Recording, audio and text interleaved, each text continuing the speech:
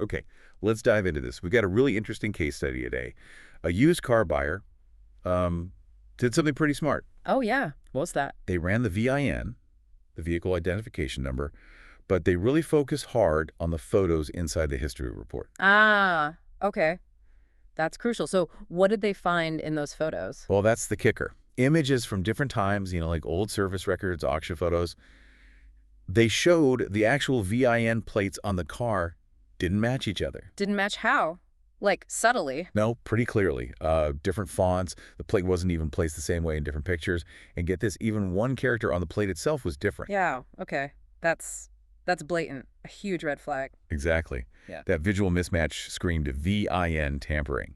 And the best part, the buyer saw this before putting any money down, before signing anything.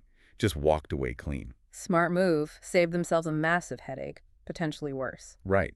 So our mission here is to break down how they spotted that and how you, the listener, can use that same kind of, well, scrutiny. Yeah, because the used car market, let's be honest, it can be risky. It's not always set up for the buyer's protection. What kind of risks are we talking about? Oh, the usual suspects. Cloned vehicles where the VIN is stolen from a legit car.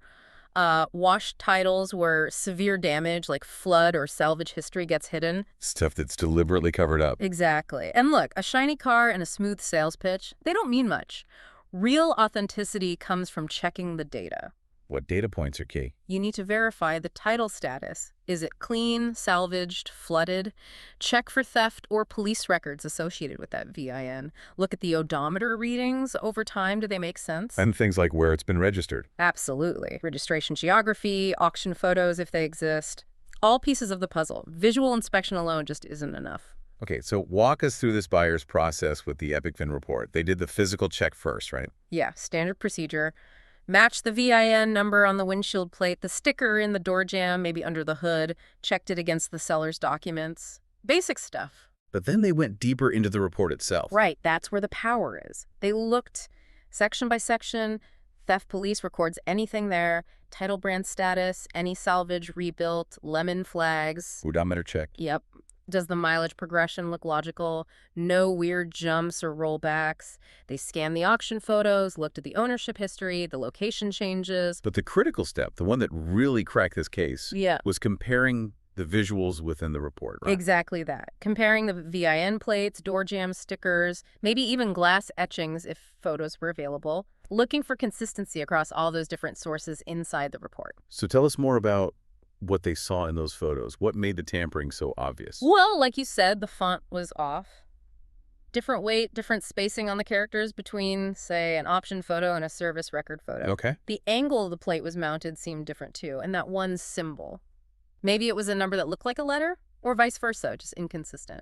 So one VIN combo under the windshield, maybe, and a slightly different one pictured on the door jamb sticker from an earlier photo. Precisely. Different sources showing different physical evidence.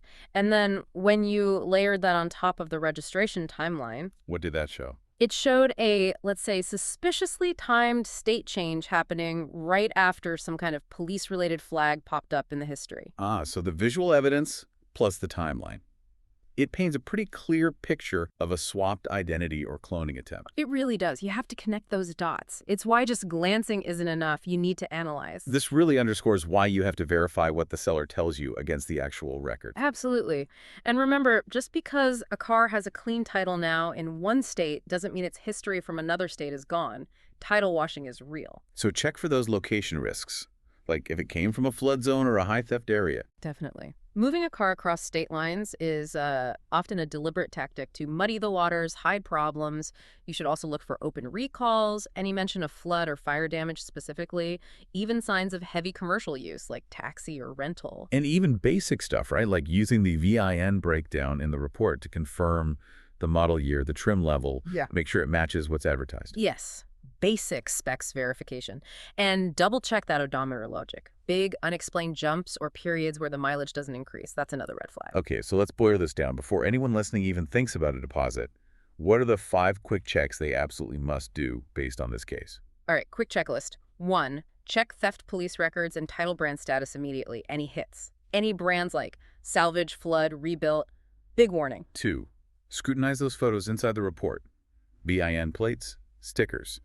Do the fonts, characters, placement look identical across all images? Any signs of tampering, like scratches or peeling stickers? This was the key for our buyer. 3. Odometer logic meets auction photos. Is the mileage climbing reasonably? Does the car in older photos, trim, color, condition, match the current car? Look for consistency. 4. The timeline check. Any weird state hopping, especially if those moves happen right after an accident report or a police incident date, Yeah. that's suspicious. And 5. Dig into the other potential issues. Open recalls, flood or fire markers, history as a rental, taxi, or fleet vehicle. Know the car's full story. Perfect. So the lesson here is crystal clear. That buyer used mismatched VIN evidence found within the report photos to dodge a bullet. They used data, not just hope or luck. That's the takeaway. Run the VIN, dig into the report, compare those images, check the history, title, theft, mileage, location. It's honestly the smartest, cheapest investment you can make for negotiation leverage and, well, your own safety. Buy with data, not luck. Couldn't say it better. If you want that full checklist we just ran through, plus some visual examples of what VIN tampering actually looks like in photos, you can find it all right now at epicvin.com/decoder tab.